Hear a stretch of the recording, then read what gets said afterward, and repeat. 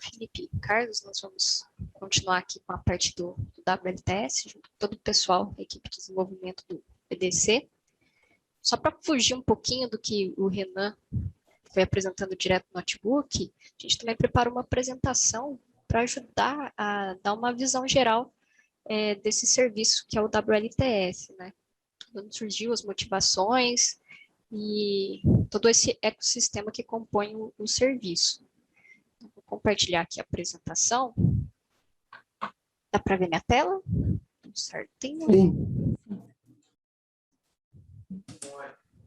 Começando aí, né? Bom dia para todo mundo. Eu sou a Fabiana Ziotti, faço parte, então, do time de desenvolvimento, né, do Brasil Data Cube, junto com todo o pessoal aí que está acompanhando o workshop esses dias, né? Eu vou apresentar um dos serviços que é desenvolvido dentro do projeto, que é o WebLand Trajectory Service. Então, esse serviço ele visa facilitar o acesso a trajetórias de uso e cobertura da Terra que são provenientes de diferentes tipos e fontes de dados. Então, com os avanços, né, das tecnologias de sensoriamento remoto, que tem possibilitado a aquisição de dados com resoluções temporais e espaciais cada vez mais finas, a gente tem cada vez mais dados disponíveis aí para utilização. Então, com isso, existe uma grande quantidade e variedade, né, de dados que são utilizados em pesquisas e aplicações e que geram, então, as informações sobre a superfície terrestre, né, como os dados aí classificados de uso e cobertura da Terra. Então, nós temos dados em escalas regionais, nacionais e globais com essas informações, e esses dados, eles são gerados utilizando diferentes abordagens e metodologias e apresentam informações sobre diferentes classes, né, da superfície da Terra. O INPE, junto com instituições parceiras, ele desenvolve, então, projetos e soluções, inclusive o Brasil Data Cube, né, com base em dados obtidos por satélites de observação da Terra, para realizar o monitoramento dos biomas brasileiros, né.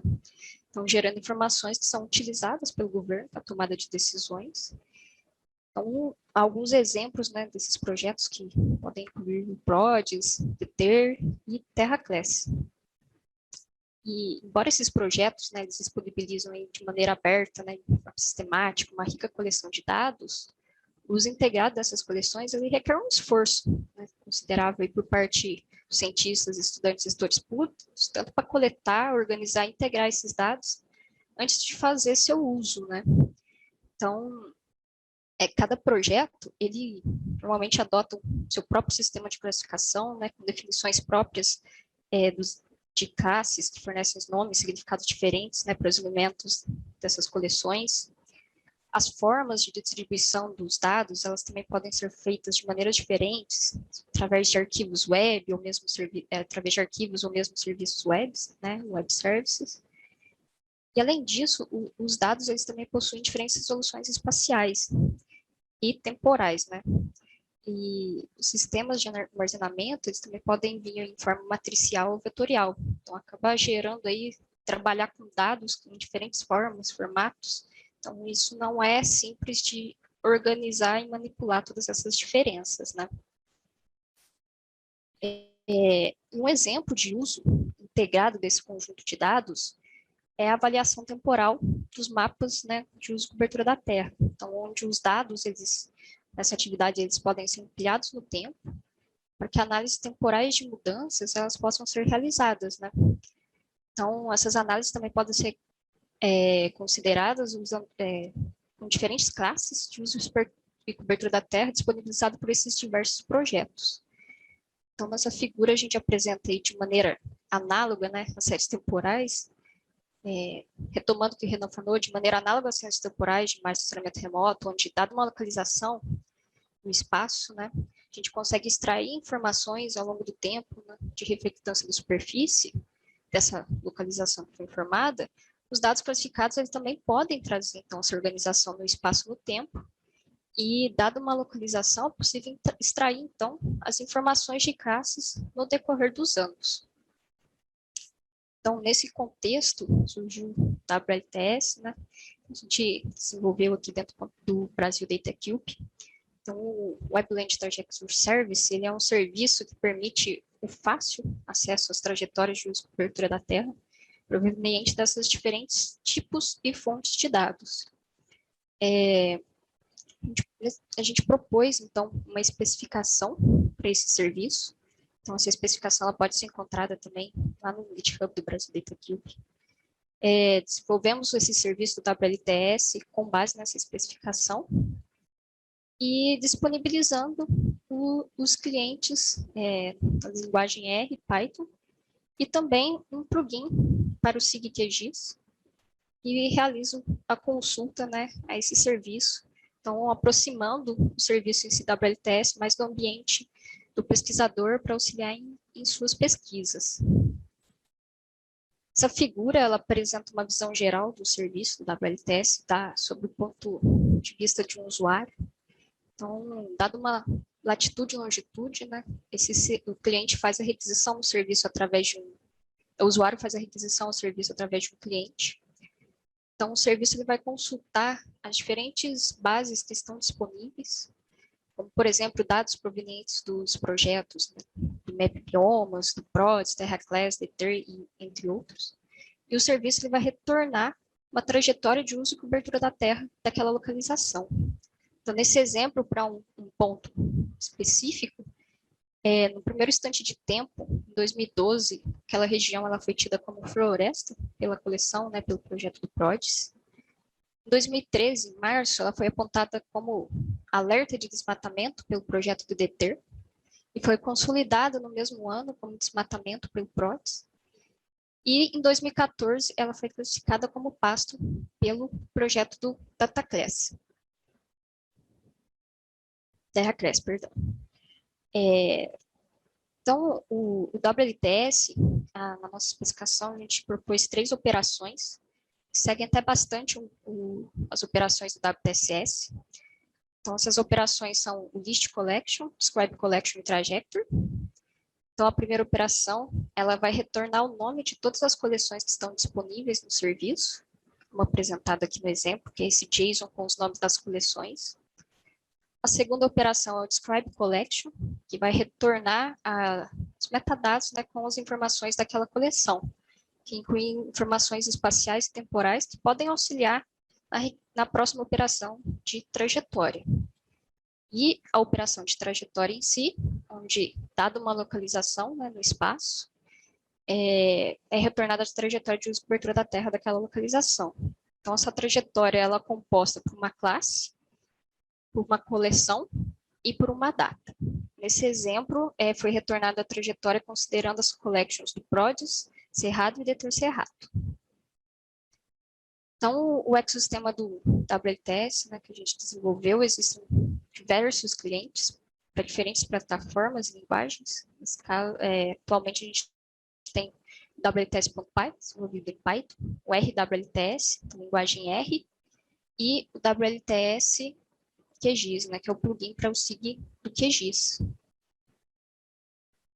Então, o cliente da WLTS.py, ele foi desenvolvido em Python e permite integração com o serviço do WLTS e também de alguns pacotes da linguagem, como Pandas, GeoPandas, e até mesmo a construção de aplicações e uso em um ambiente interativo.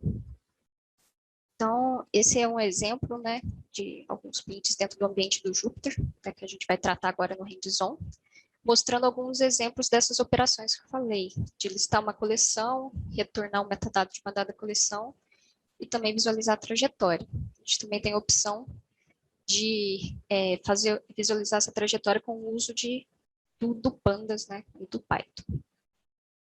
Então, dentro do projeto do Brasil DataCube, muitos pesquisadores eles também trabalham com a linguagem R. Então, desenvolvemos o pacote RWLTS, né, que ele é compatível com todas as funções e nomenclaturas que são oferecidas pela linguagem do Python. E suas funções também fornecem uma interface para pacotes do ecossistema, né, do R, da linguagem do R, como o Tibble. E também temos o plugin para o QGIS, para facilitar o uso também do WLTS junto a esse SIG. Esse daqui é uma visão da carinha desse plugin. No workshop nós não vamos trabalhar com o cliente em si, né? Não vamos apresentar ele, mas preparamos um vídeo só para ilustrar seria o fluxo de fazer uma requisição por esse cliente. Então, dentro do QGIS com uma camada importada, a gente vai abrir o plugin do WLTS. Na primeira aba vão estar disponíveis, né, os serviços e as coleções daquela instância do serviço, onde é possível retornar os metadados daquela coleção. Só clicando em cima da coleção, do lado, retornar algumas informações, né, espaciais, temporais, todos os metadados daquela coleção. E a segunda aba é quando a gente busca a trajetória em si. A gente seleciona as coleções que desejamos consultar para retornar a trajetória, informamos um período de tempo, uma data inicial e final, caso desejado, damos search e clicamos numa localidade no mapa. Então, clicando nessa posição, vai retornar a trajetória de uso de cobertura da Terra daquela localização. Então, esse plugin ele permite também guardar o histórico das coordenadas e exportar os resultados em formato JSON ou CSV e até mesmo exportar o código em Python que foi utilizado para fazer aquela consulta. Então, essa é a parte do slide de apresentação, que dá uma visão geral do serviço. E agora a gente vai partir para o hands-on. Os meninos vão disponibilizar o link também para o primeiro notebook do Kaggle.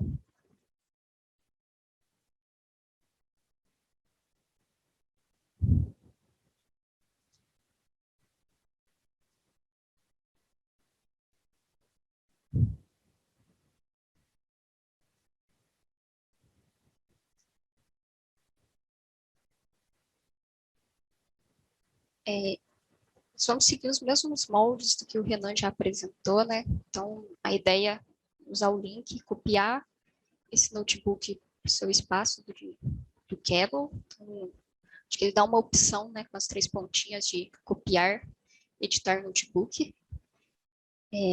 Lembrando de ligar a internet para a gente conseguir instalar os pacotes necessários para utilização. Então, esse primeiro notebook ele vai dar uma visão geral de como utilizar o cliente em Python, o WLTS, para descobrir e acessar esses dados, essas trajetórias de uso de cobertura da Terra desses diversos projetos.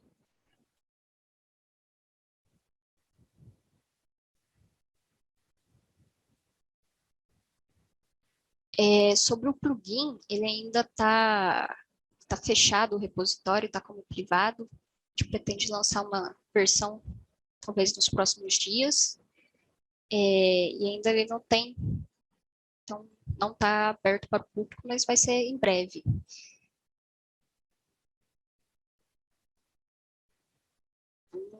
Esse aqui é o notebook. Logo no começo a gente tem uma introdução recapitulando do que foi dito na apresentação, né? Então, a parte eu acho que importante aqui de enfatizar são as operações que esse serviço foi construído, né? Ô, Fabiana, então, aumenta um pouco essa fonte. Então, Ctrl+. Deixa eu ver aqui. Eu não sei se vai sair. Ficou melhor? Sim. Tá, joia, agora ficou joia. As 3 operações, né, que o serviço é baseado, né? Primeira operação, então ela foi definida como list collection, então vai retornar o nome com todas as coleções que estão disponíveis dentro de uma instância do serviço do WLTS. Temos a operação de describe collection, que vai ser retornada informação de uma coleção específica, e a operação de trajetória, que vai retornar a trajetória de uso de cobertura da Terra, dada essa localização espacial. Então, essa trajetória, ela contém uma classe, né, de uso de cobertura que foi associada com aquela localização, um tempo e qual coleção pertencente, né, que retornou aquela informação. Então, esse notebook vai mostrar como usar esse cliente. A primeira coisa que vamos fazer é instalar o cliente do WLTS aqui. Nós vamos estar usando o comando do pip só que um pouco diferente do que o Maruja apresentou, nós vamos estar instalando direto do GitHub, que ainda não temos uma versão lá no PyPip. Então, por isso que temos que fazer um pouquinho diferente do que foi visto no Stack e no WLTS. Então, nós definimos a URL do GitHub desse cliente e fazemos a instalação. Essa é a versão 04 do WLTS. Então, rodando aqui.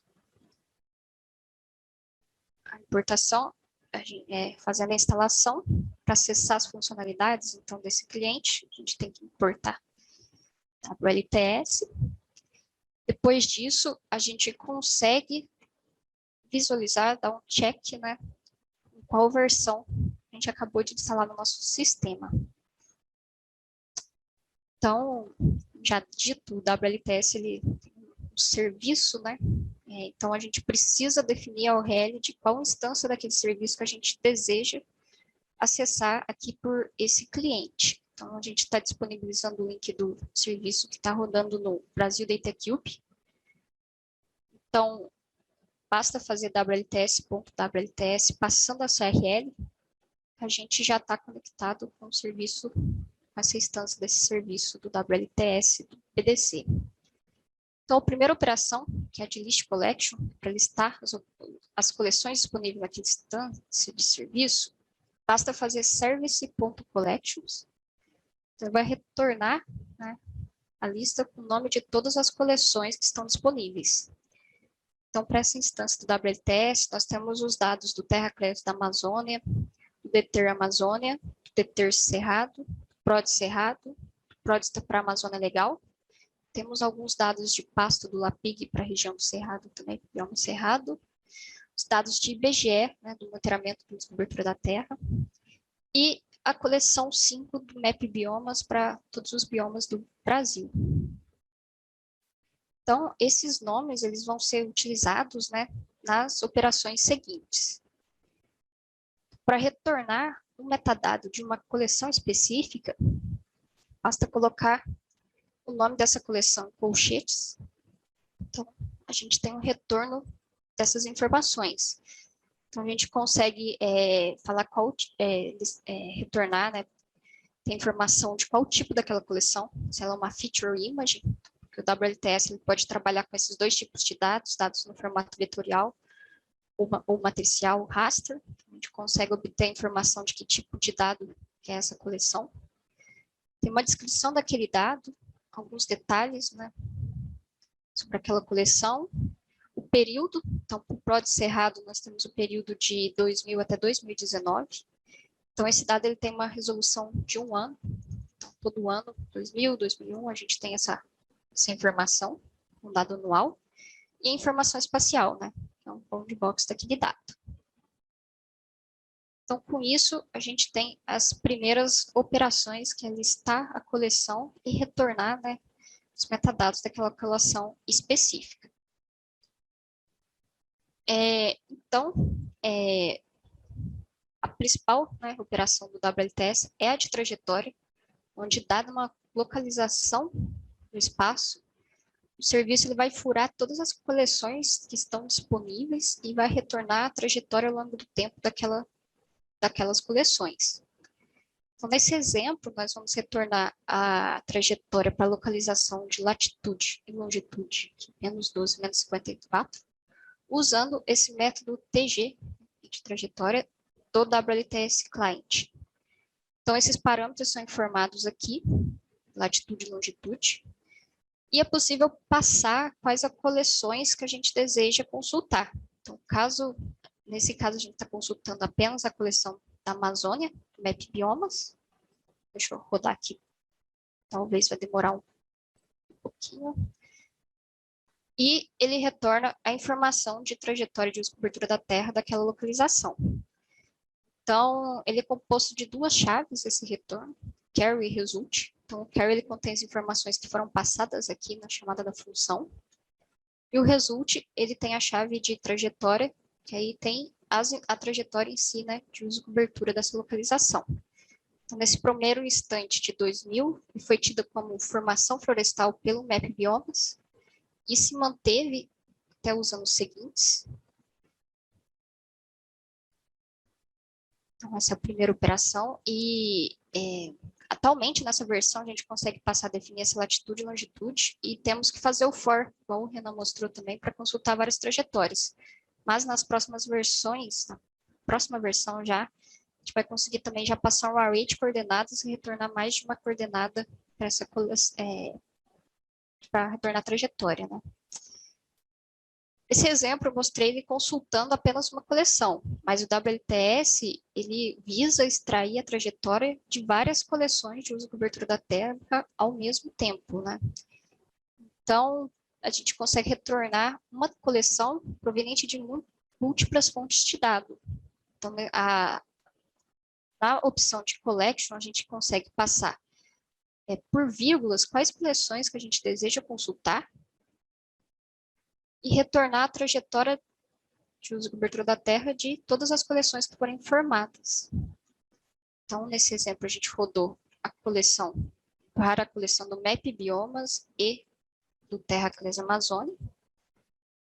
Então, nesse exemplo, ele foi tido inicialmente em 2000 como formação florestal por Map Biomas, se manteve aqui até 2004, foi identificado como floresta em 2004 pelo Terracles Amazônia.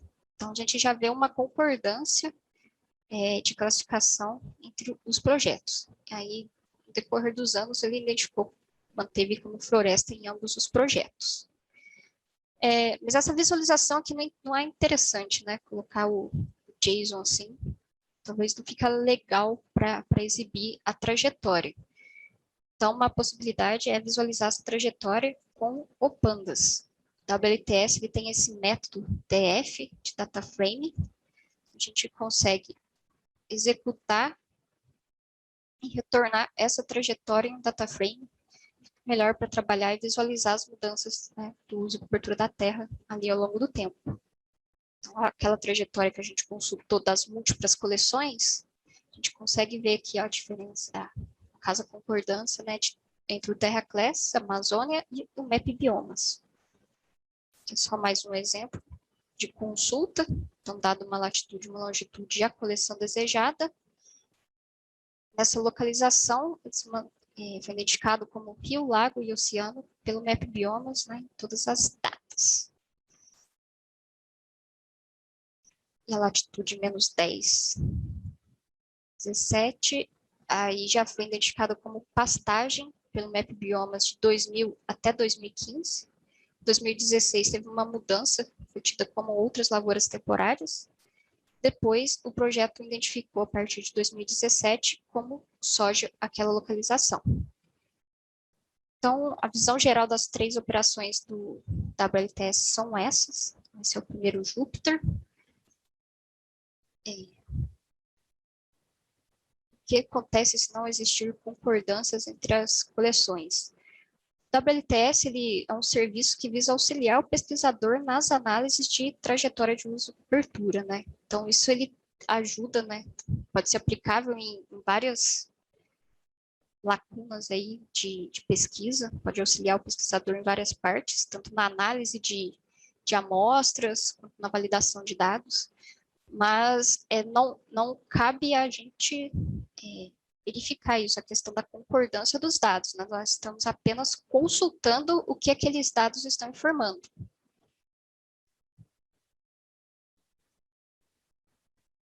Então, essa é a notebook de introdução, vou passar a palavra para o Felipe, que ele vai mostrar nosso notebook de exemplo com algumas aplicações que podem ser feitas com o cliente.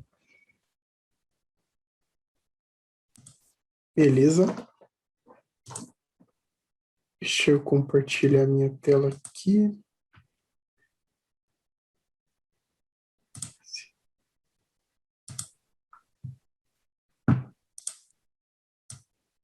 Tá dando para me ouvir e ver minha tela bem? Sim. Tá sim, Felipe. Sim. Beleza. Tá, então, nessa segunda parte, eu vou continuar a explicação do WLTS, como a Fabiana disse, mostrando um exemplo de uso que se aproxima um pouco mais da realidade de como as operações do WLTS podem ser utilizadas, né? Eu estou passando o link desse notebook que eu vou mostrar agora para vocês. E antes de começar, só respondendo a pergunta que a Alana fez, sobre a exibição de várias coleções utilizando o mesmo data frame, isso é possível. A partir do momento que a gente escolhe trabalhar com mais de uma coleção, aquele método já exibe a trajetória considerando essas várias coleções, né, que foram consultadas e tiveram os dados retornados. Beleza. Então, para esse exemplo de aplicação do WLTS, eu vou apresentar um exemplo em que nós vamos vamos rotular um conjunto de pontos para gerar ali um conjunto de amostras que pode ser utilizado em atividades de classificação, por exemplo, clusterização ou qualquer outro estudo da superfície terrestre e suas dinâmicas, né? Então, para isso, nesse notebook a gente vai basicamente utilizar o WLTS para consultar um conjunto consultar valores das coleções do projeto de mapeamento anual de cobertura e uso do solo no Brasil, o MAP Biomas, na versão 5, e também a coleção de monitoramento e uso da terra distribuído pelo Instituto Brasileiro de Geografia e Estatística, IBGE. A ideia é que a gente utilize essas duas coleções e, dado um conjunto de pontos, a gente extraia desses pontos as classes associadas ditas para esses pontos em cada um dos projetos, e em seguida aplicamos uma análise de concordância para aí sim determinar qual classe nós vamos escolher para esse conjunto de pontos, né? Para cada um dos pontos desse conjunto. Então, nesse exemplo, a gente vai trabalhar utilizando as classes sumarizadas de água e não água, apenas para simplificar e mostrar como o WLTS pode ser utilizado no processo, né? Então, todas as complexidades envolvidas em toda essa etapa, que o analista bem provavelmente acaba enfrentando, de resoluções espaciais e temporais de cada um dos dados, e outras questões que precisam ser consideradas, aqui a gente não vai levar em consideração. Beleza? Então, para iniciar, eu gostaria primeiro de dar uma visão geral de quais são os passos que nós vamos realizar nesse exemplo. Então, como a Fabiana mostrou no primeiro notebook, basicamente, quando a gente está utilizando o WLTS, a gente, dado um conjunto de coleções e algumas localizações, alguns pontos com localizações no espaço geográfico, a gente faz a extração da trajetória desse ponto, considerando essas coleções, né? Para esse exemplo de rotulagem desses pontos, a gente vai aplicar uma abordagem um pouco diferente. Então, dado um conjunto de coleções que está armazenado lá no WLTS e que a gente pode recuperar com as operações, a gente vai escolher duas dessas coleções e dessas coleções a gente vai escolher um instante de tempo só, instantes de tempos que sejam concomitantes.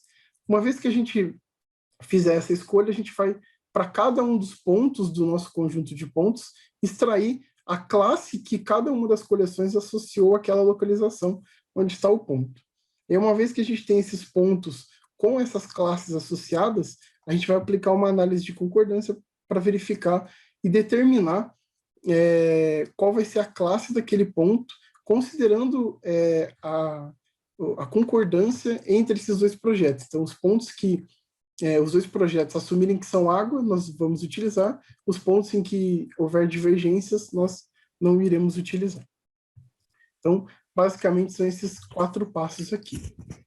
Ô Felipe, só uma pequena intervenção aqui, né, para claro, explicar, né, que assim, isso aqui é um caso fictício que nós estamos fazendo, né? A gente não vai fazer a avaliação e falar isso, né? É mais para a gente poder ilustrar o uso da ferramenta, tá? Sim, exato. Beleza. Então, dito isso, para esse exemplo, a gente vai utilizar um conjunto de pontos, que é uma grade que nós geramos de pontos fixos, espaçados, né? Na região, uma pequena região do estado do Pará, que fica dentro do bioma amazônico. né? Então, a gente vai utilizar esse conjunto de pontos.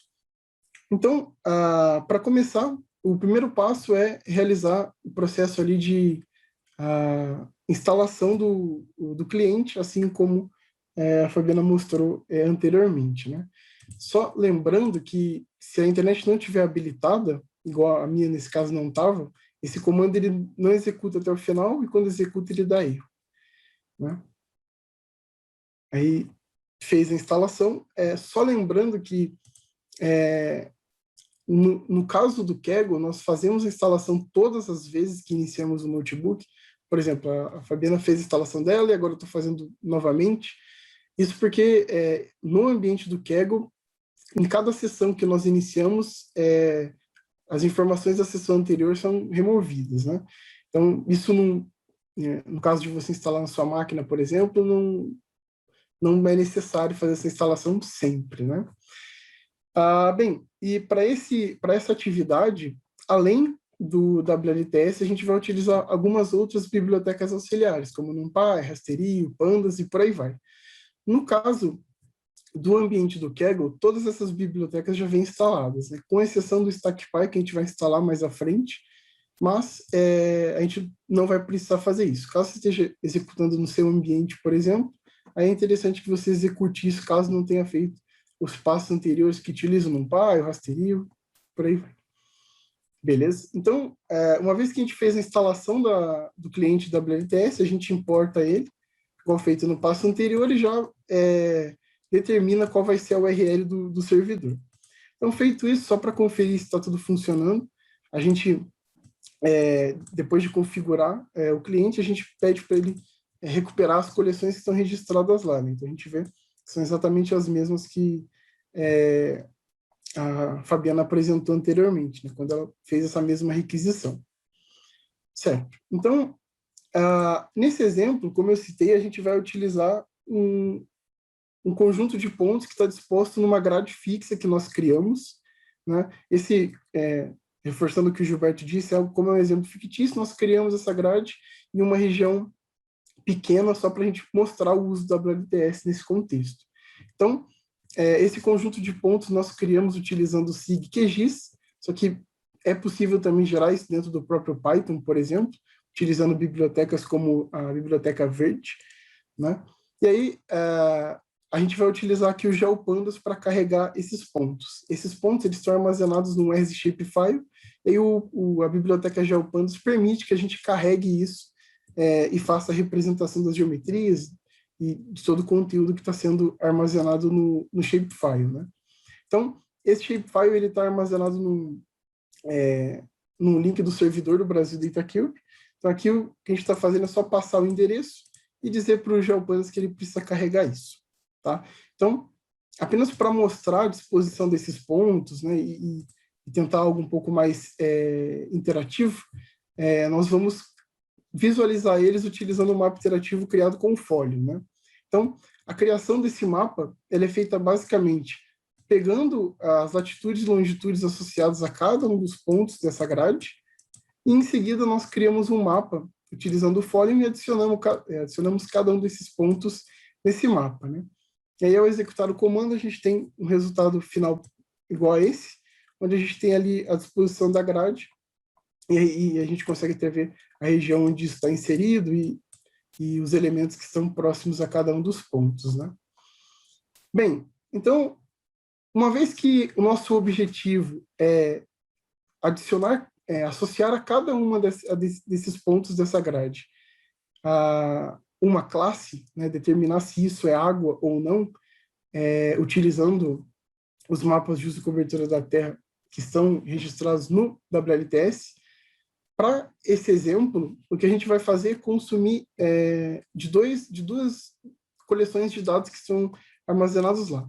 A primeira das coleções, como eu citei, é a do Map Biomas, né, e a segunda é a do IBGE de monitoramento e uso da terra. Então, uma vez que a gente determinou que esses conjuntos de dados vão ser utilizados, a gente pode começar esse processo de rotulagem daqueles pontos, de cada um daqueles pontos da grade, né? Então, para fazer essa atividade, diferente do que a Fabiana mostrou, a trajetória, o ponto que eu vou extrair, ele não vai representar uma trajetória, diretamente, uma vez que a gente vai trabalhar com um único instante de tempo. E, além disso, para permitir que as comparações sejam realizadas, a gente vai fazer extração separada. Então, vamos extrair todos os pontos, as classes de todos os pontos da grade, primeiro com a coleção do IBGE, e depois a gente vai fazer o mesmo processo para o Map Biomas, né? E isso vai permitir que a gente tenha ali 2 conjuntos de dados separados com as informações para cada um dos pontos. Então, agora eu estou executando essa célula para ele fazer a extração. Aí, o que esse código está fazendo, basicamente? Ele está indo em cada um dos pontos que eu apresentei anteriormente, né, que nós carregamos bem aqui, né?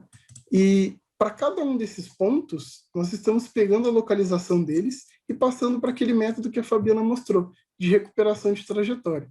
Então, a gente passa a latitude, longitude, e passa as datas iniciais e finais para um único ano, o ano de 2018, que é o ano que a gente vai utilizar como referência para montar esse exemplo, né? Aí aqui, a coleção que a gente está recuperando é uma coleção única do IBGE, como eu citei, e aí ele vai fazer essa recuperação para cada um dos pontos e vai salvar isso tudo dentro de uma lista que depois a gente converte para um único data frame, para que a gente tenha uma tabela com cada uma das classes associadas a cada um dos pontos, considerando o IBGE. Então, aqui ele terminou de fazer a extração. Quando a gente olha o que ele extraiu, então, basicamente, o que nós temos é um ponto, né, a localização do ponto, um ano, a coleção e a classe que essa coleção associou àquele ponto, né? Então, para a construção dessa tabela, o que basicamente foi feito foi o uso daquele método que transforma aquele resultado de data frame de um JSON para um data frame do Pandas, igual a Fabiana mostrou no final da apresentação dela.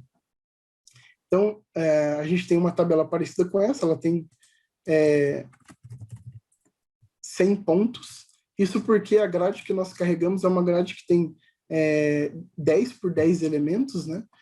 E aí ele carregou isso para todos esses pontos. Aí o que a gente vai fazer em seguida é realizar exatamente o mesmo processo, só que agora considerando os mapas classificados de 2018 pelo Map Biomas.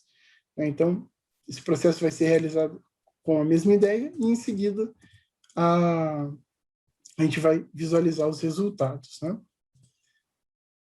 Enquanto isso vai carregando, deixa eu olhar se tem alguma pergunta. Na construção da grade é necessário fazer a requisição para cada ponto ou posso especificar as características da grade e ter as informações retornadas de uma vez só? Então, Járdio, para esse exemplo, o que nós fizemos foi consumir uma grade que já foi construída utilizando o QGIS, né? Então, basicamente, quando no SIG QGIS a gente especifica o ponto inicial e final da grade, a quantidade de pontos e a distância entre eles, e aí isso é gerado, né? Para que isso seja... E esse mesmo processo, com essa mesma lógica, pode também ser realizado dentro do próprio Python, utilizando a biblioteca que eu citei anteriormente, chamada Verde, né? Aí a gente especifica o início e o fim da grade, as extensões delas e a quantidade de pontos, o espaçamento que vai ser utilizado. E aí a maioria dos softwares, bibliotecas vão acabar seguindo esse comportamento. Mas para o nosso caso, para simplificar e mostrar o uso dessa grade diretamente, a gente já carregou ela pronta, né? Felipe, completando a pergunta dele, não tem como passar diretamente essa grade para o cliente em Python, né? Então, o que você está fazendo aí é percorrendo as localizações ponto a ponto e fazendo essa requisição para o serviço do WLTS. Uhum. Então, sim, você tem que consultar ponto a ponto aquelas informações. Isso. Beleza. Então, aqui já terminou de fazer a extração da coleção dos pontos, né, das classes de cada um dos pontos, considerando a coleção do Map Biomas. Então, quando a gente pede para visualizar, basicamente o que a gente tem é aquela mesma estrutura, variando apenas na classe, né? Isso porque a gente está consultando uma coleção diferente, que tem ali uma forma de representar e regras diferentes para nomenclaturas de legendas e classes, e por aí vai, né? Então, uma vez que nós fizemos a extração desses pontos, se a gente consulta o que nós temos tanto para o Map Biomas, colocar os dois juntos aqui, quanto para o IBGE, deixa eu excluir esse, né? A gente tem uma tabela de pontos com as mesmas dimensões, né? Então todos eles vão ter os 100 pontos que foram consultados, só que uma primeira questão é que a gente está consultando coleções diferentes. Então, pode ser que a nomenclatura para uma classe em uma coleção seja diferente em outra. Então, e que nesse caso acontece. Então, por exemplo, para o ponto onde foi considerado como corpus d'água continental, no caso do IBGE, esse mesmo ponto foi considerado como rio, lago e oceano pelo Map Biomas. Então, para que a gente possa completar o nosso exemplo e fazer com que essas classes sejam comparáveis, de modo que eu consiga verificar nesse conjunto de pontos que é extraído do IBGE, eles são iguais ao conjunto de pontos que é extraído do Map Biomas, as classes são equivalentes.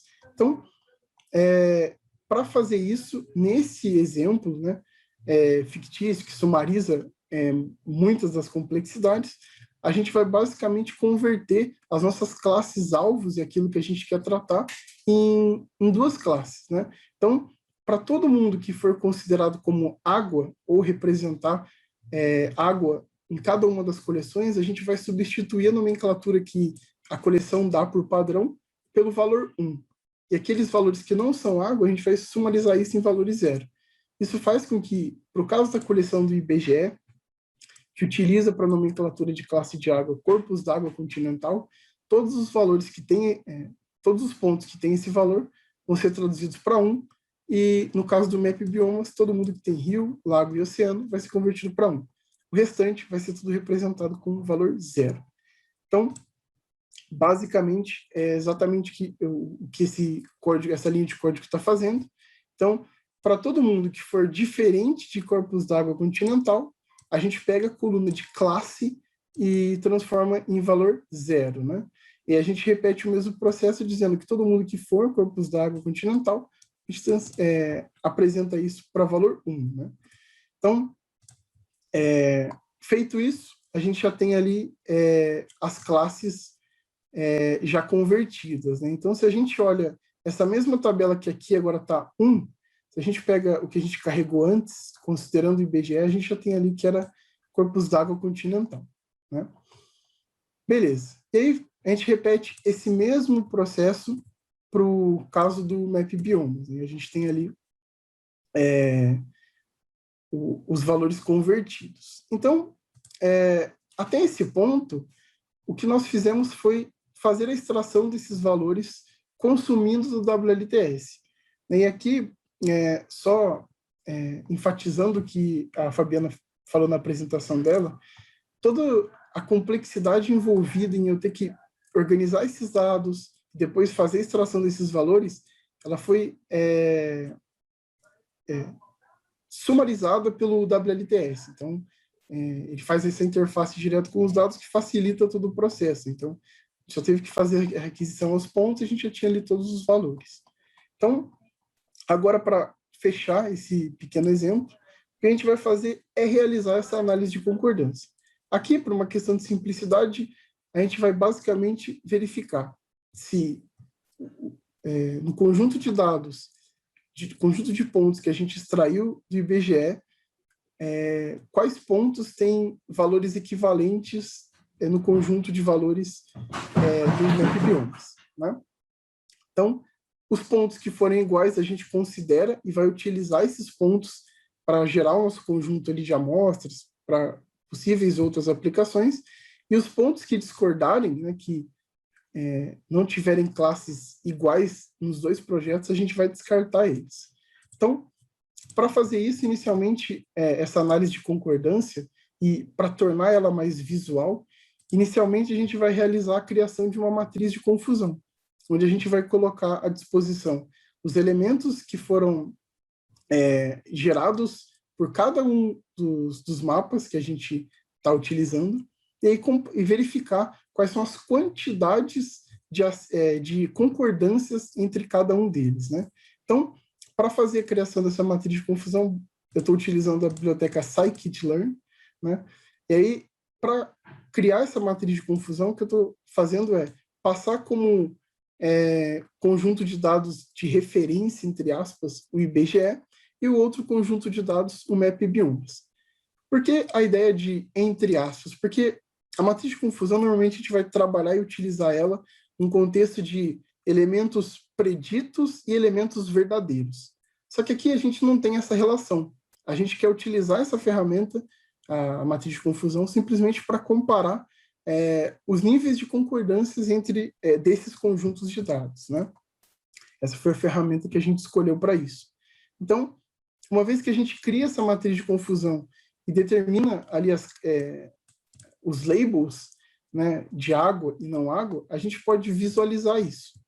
Então, quando a gente visualiza isso, a gente consegue perceber que, fazendo a avaliação da perspectiva do IBGE, nesse caso, dos 65 pontos que a gente tinha de água, né, que são esses 57 e esses 8 que ficaram aqui, como sendo de não água, a gente percebe que os dois conjuntos de dados, eles concordaram em 57 desses pontos. Então, essa é uma comparação direta ponto a ponto. Então, o primeiro ponto do grid em uma coleção, ele tem a classe equivalente ao primeiro ponto do grid, considerando as classes da segunda coleção, e é exatamente o que essa matriz de concordância entrega. Então, a gente tem aqui que não água foram esses 57, só que em 8 casos aconteceu de o IBGE considerar um elemento não água e acabar sendo colocado como água pelo MapBiomas, né? Então, essa avaliação permite que a gente tenha uma ideia inicial do que está acontecendo. E, claro, essa é só uma sumarização e a gente aqui não considerou todos os outros aspectos que poderiam estar envolvidos nesse processo de comparação, né? Então, uma vez feito isso, o que a gente vai fazer agora é filtrar os conjuntos de dados considerando os elementos que são concordantes. Então, são esses 57 elementos de não água em que ambas as coleções concordaram, né? E esses 30 elementos de água onde ambas as coleções concordaram. Então, para fazer isso, basicamente, a gente vai verificar para cada uma das coleções a igualdade entre as classes. Então, a gente cria essa variável chamada de matriz verdade, que mostra onde eles estão... Posso até rodar aqui. Onde eles são iguais e onde eles não são, né? Ele já devolve para a gente os pontos em que houve concordância e os pontos que não houveram a concordância.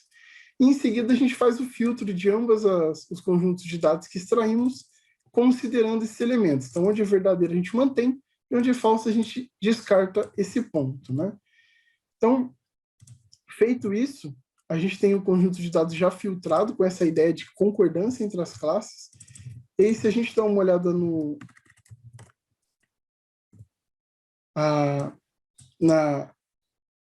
nas dimensões do dado, a gente percebe que daqueles 100 pontos que nós tínhamos inicialmente, 13 deles acabaram sendo descartados por conta de não concordância entre os dois projetos, né?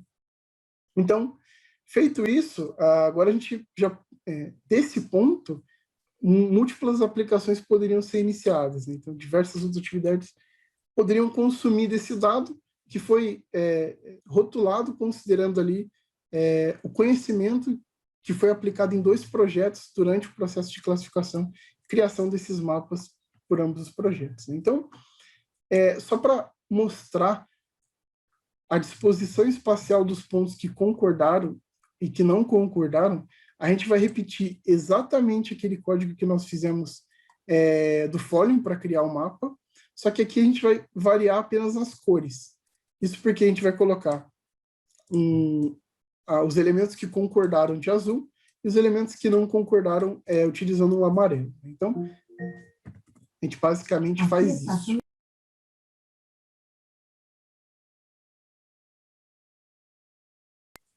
Beleza. E aí, a gente tem aqui os elementos que concordaram e que não concordaram, né?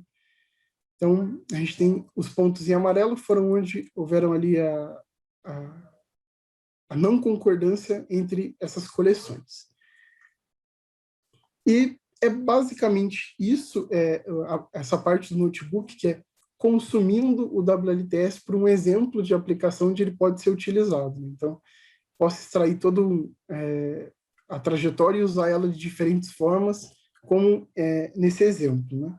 E aí, apenas para finalizar e mostrar que esse conjunto de dados que nós geramos pode ser utilizado considerando um outro contexto, né? Então, eu usei o WLTS para gerar um conjunto de pontos rotulados, e agora eu posso usar isso para uma atividade de criar uma máscara de água, por exemplo, já que aqui a gente extraiu pontos que são de água e não água.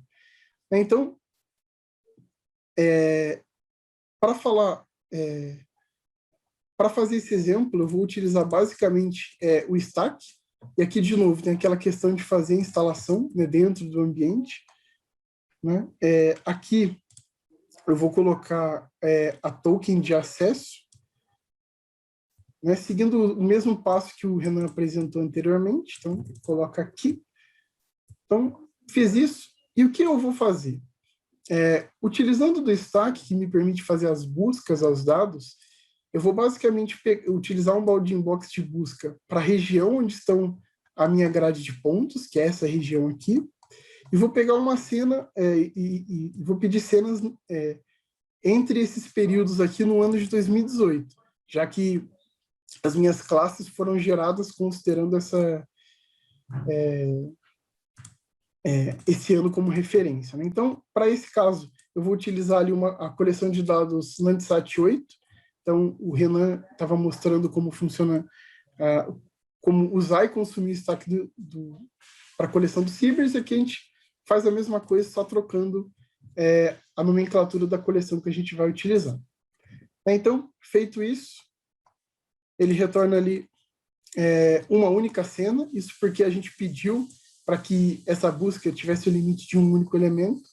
Então, a gente vai utilizar essa cena como referência para criar essa máscara de água, utilizando ali um separador linear que usa dessas classes desse conjunto rotulado que a gente gerou, né? Então, esse aqui é um passo que talvez tenha que ser realizado, como o Renan apresentou anteriormente. Tem alguns ambientes que isso pode ou não dar problema. Então, para gerar essa máscara de água de forma bem rápida, o que eu vou fazer é consumir das bandas 7, 5 e 4 do Landsat, para a gente primeiro olhar a disposição dessa cena e os elementos que tem nela, né? Nessa região da cena. Então, a gente percebe que é a mesma região dos pontos onde a gente estava, que a gente requisitou usando o bounding box, né, e carregou elas utilizando o bounding box. E é uma região que tem uma cena que tem algumas nuvens e coisas assim, mas para o nosso exemplo é só mostrar uma aplicação do conjunto que a gente gerou através do WLTS, né? Então, basicamente, eu utilizo o rastreio e todo aquele processo que foi feito pelo Renan, e então gero o NDWI para gerar um índice de água, né, consumindo dessa cena. Então, utilizando dos pontos que eu gerei, né, que é esse samples e BGE filter, que são as amostras já filtradas, que passaram por todos aqueles processos em um classificador linear, eu basicamente gero ali uma máscara de água, e é que eu faço a visualização dela, né?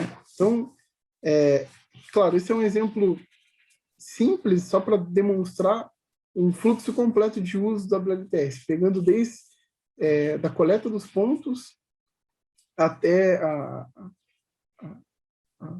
criar, gerar as classes para esses pontos através do uso dos mapas e em seguida aplicar isso em algum contexto.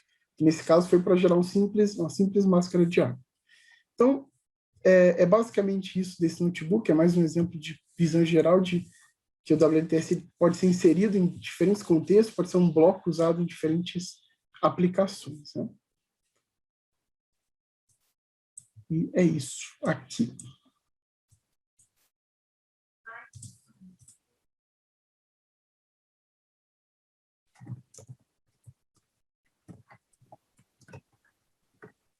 Tem uma pergunta do Marcelo Maranhão, perguntando se poderia falar um pouquinho sobre o LCCS e o Web Service.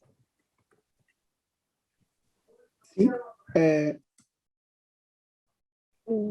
Acabamos abordando mais a parte do WLTS, né, nesse workshop, mas o LCCS é um outro serviço. Fabi, Oi.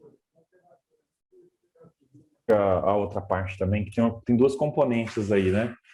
Tem uma componente teórica e uma outra que é mais da parte do serviço, né? Então, o Marcelo, assim, ó, vamos dividir essa pergunta em duas partes. A primeira, né, é a finalidade do serviço do LCCS, né? Esse serviço, o LCCS não é a tradução do sistema de classificação da FAO, tá? A primeira coisa é isso, né, que a gente tem que ter bem claro que ele é simplesmente um sistema que permite a gente representar computacionalmente os sistemas de classificação que a gente tem lidado aqui no projeto, né? E aí o LCCS3 poderia ser um deles para ser usado aqui na representação. Então, esse serviço ele foi feito com esse intuito, tá? E para facilitar a questão da troca, da gente saber depois, né? Dado esse dataset, mas o que são as legendas que eu vou esperar desse dataset? Então, é mais nesse sentido. A gente não tem a versão do cliente dele publicado no PyPy ainda, igual a gente fez com o WTSS, o Stack, né? E a gente pretende fazer isso integrado junto com o WLTS. Então, ele está servindo mais de suporte hoje para o WLTS, não é isso, Fabiana? Isso, exatamente. Se você quiser mostrar um pouquinho do LCCS também, não sei se tem algum... Se você quer ir lá no site do LCCS WS para poder mostrar a figurinha e explicar melhor o contexto. A gente não preparou o Jupyter do LCCS, né, em si. Mas se você... Quer ver? Deixa eu compartilhar a tela aqui, então. Não sei se eu posso compartilhar aqui. Deixa eu ver. LCCS...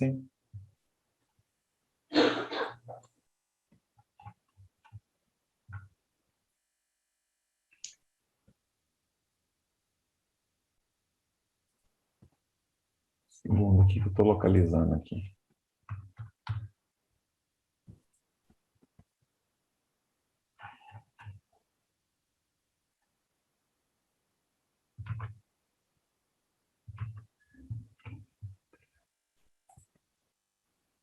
Eu só queria mostrar para o Marcelo que a questão aqui, né, sim, do modelo, é que associado, né, aos dados que a gente tem armazenado na plataforma, a gente tem também essas informações da legenda.